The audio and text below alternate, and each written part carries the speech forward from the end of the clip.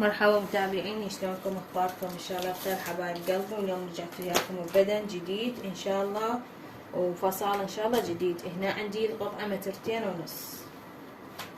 هنا عندي الردم فصلته بواحد بنات. هذا وجهيته كلش حلو قماش. طبعا هاي الي جابوا لي هدية، شوفوها كلش حلو قماشها، قماش الكابوي اللي الزين. يعني هاي قطعته تقريبا 12,000 القطعة مالتي.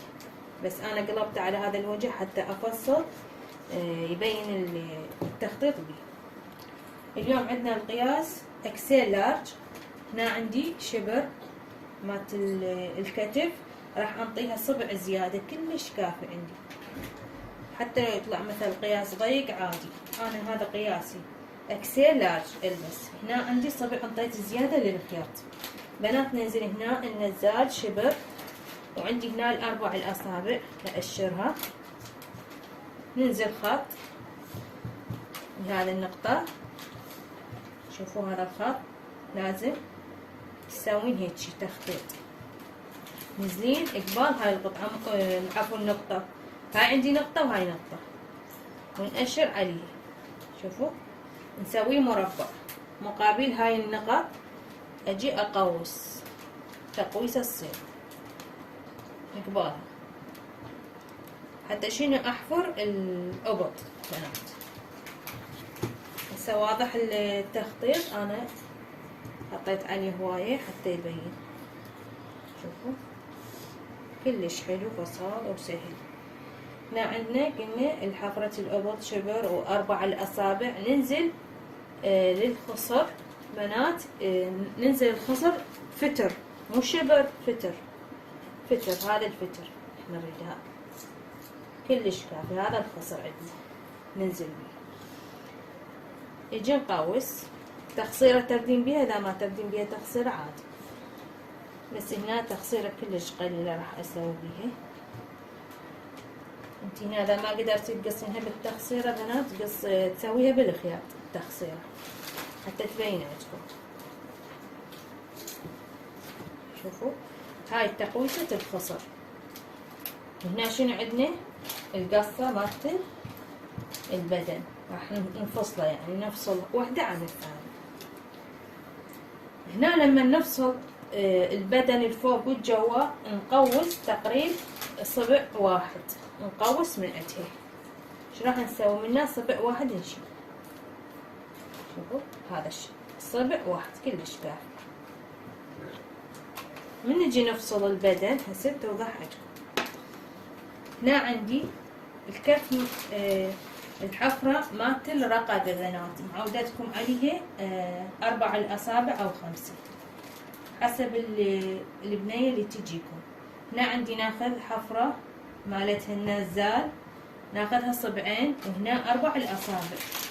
لما نجي نخططها همي دائما أقولكم خططوا وفصلوا. هيك أخطط وأنزل دائرية. شوفوا نفس حفرة الأبط اللي هنا سويناها، ناخذها حفرة، بس هنا القماش خاف ما يبين عندكم. هنا عندي الكتف ننزل من عنده صبع، النزال مالتنا صبع، ما تاخذين هواي، صبع كلش كافي. شوفوا ما يبين، شوفوا يبين هسه عندكم واضح. حطيت عليه هواي حتى يبين عندكم. هنا عندنا ايش قد قلنا النزال الحفرة مالت الظهر والصدر تيجي عدلة، يعني صبعين. هنا عندنا 4.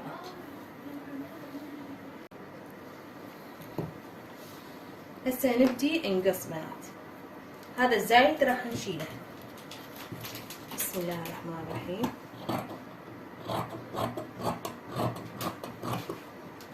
ننزل اليوم مقصي ما يقص عدل. ننزل الحفرة مالت الأبط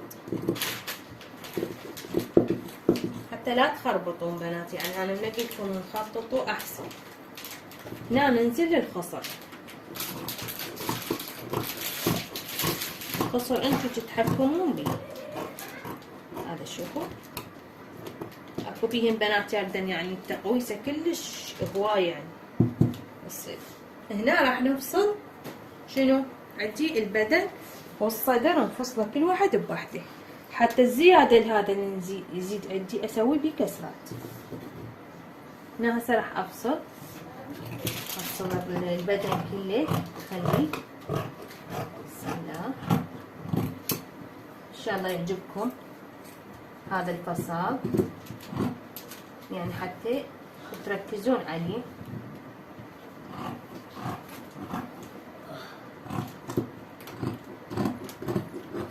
بس ما جاي يسأل على بنات.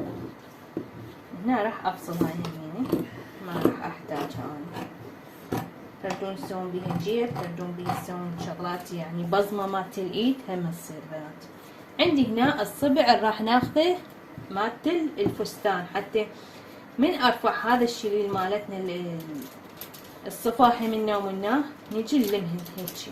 شوفوا كسرات تصير هنا يرفعن عندنا شوية، يرفعن لان دائما بالبدن يصير هذا اللي عندنا الدشداشة او البدن موجود نفس الشيء. هو هنا ناخذ صبع واحد ننزل، راح اخلي لكم اياها هيك صورة. شوفوا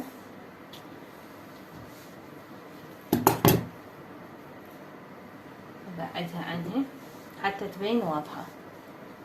هاي قصيتها هنا عندي، وهنا بنات الكسرات راح تصير ناعمة. الكسرات تردينها بالصفاحي يعني منا بالخصر، تردينها هنا الكسرات انتي تتحكمين بيها. هسه عشان راح اخذ لكم اياها صورة هسه صورة عدلة. هنا ما راح اجيسه كلش، ما اجيسه، اخلي الشليل على حطته بنات، هذا كله اخليه على حطته. عندي هنا هذا اللي قصيته الزاد راح اخليه. شوفوا تردون جيبي، تردون دانتيلات بالصدر تخلون يعني من نفس القماش. ان شاء الله اخيطه لكم وتشوفونه. هنا راح نرجع للرجل. هسه كملنا هذا بعد ما نحتاجه كلش.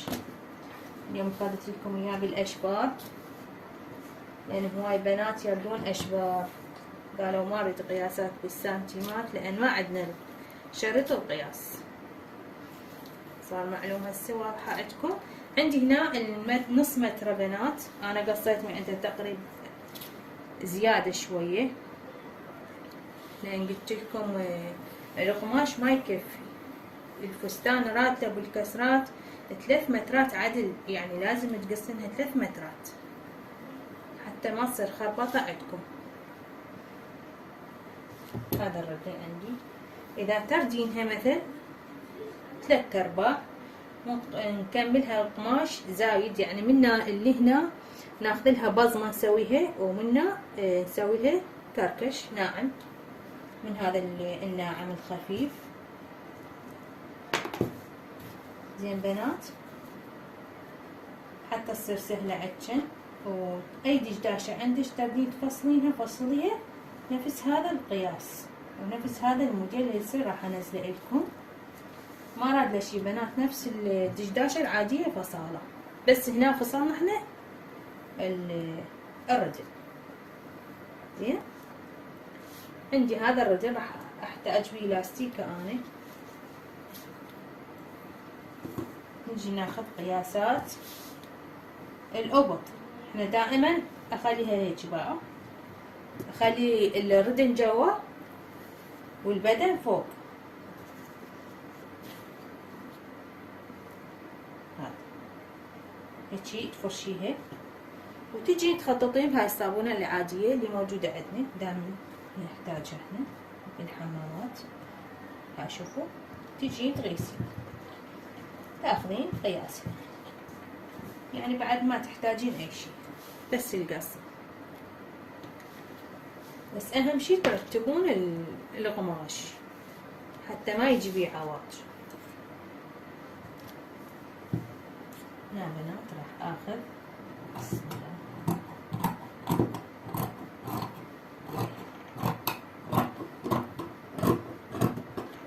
عندي هنا نزلنا شبر احنا، هذا الشبر ننزل بيه ونقوس.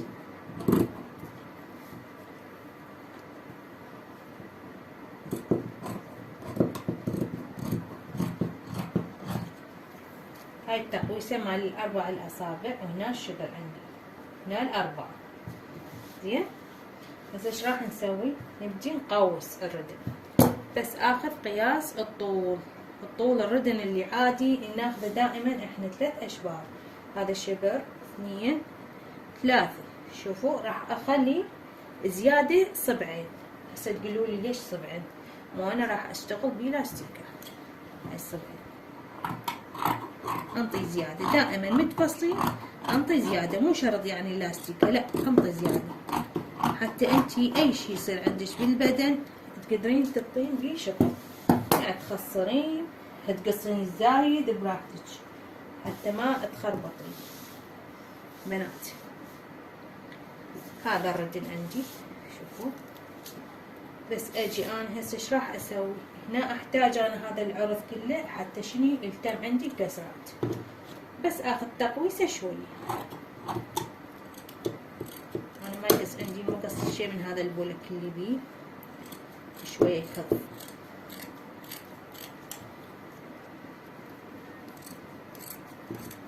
هاي التقويسه اريد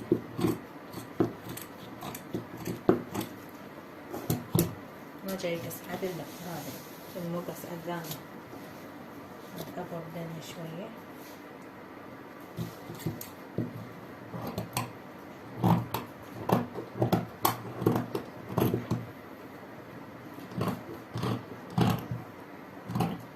شبيه هذا ما يقص عدل. هاي التقويسة اريدها بس شوية، بس يمل حفرة الابط هنا.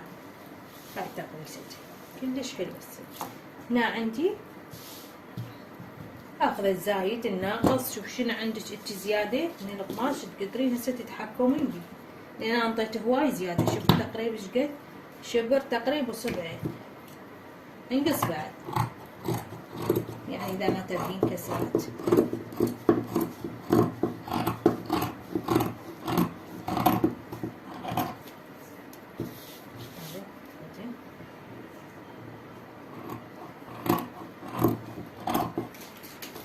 بس شفتوا اياها عاد اللي تجي. شوفوا بنات هذا البدن عندي، هذا البدن وهذا الردن. هسه لما تجي تشكلين الردن يجي عدل. شوفوا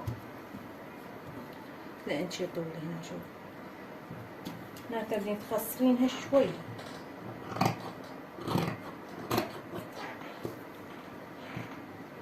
حتى لا. انا القماش اللي عادي اجيبه عدل القصه، بس هنا جيبه لك شويه كب بالمقص.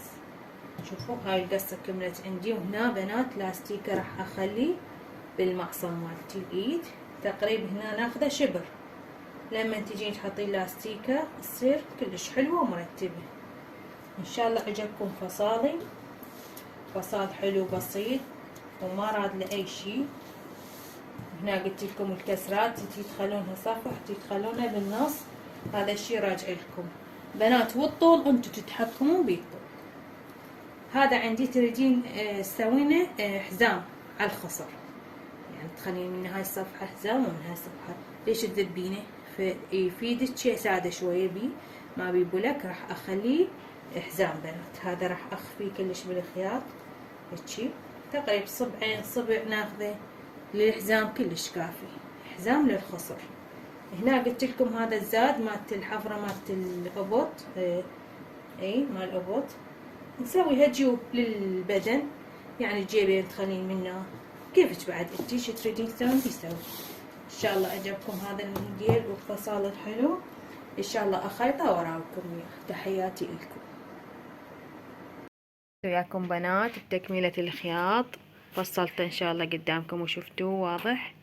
هسه هنا الردن عندي شوفوا بنات سويته بوف عريض كلش حلو، يلبس اكسين لارج بنات. هذا الكسرات اللي قلت لكم عليهن، وبالظهر همينه كسرات خليتهن نفس بالصدر وبالظهر نفس الشي. وهنا الحزام خليته للخصر.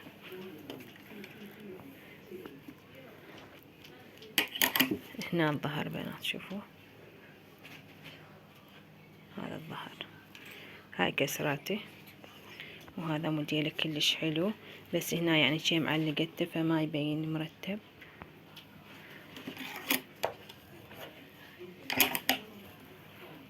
ان شاء الله يعجبكم حبايب قلبي، لا تنسونا بلايك وتعليق وصعدوا لنا الفيديو.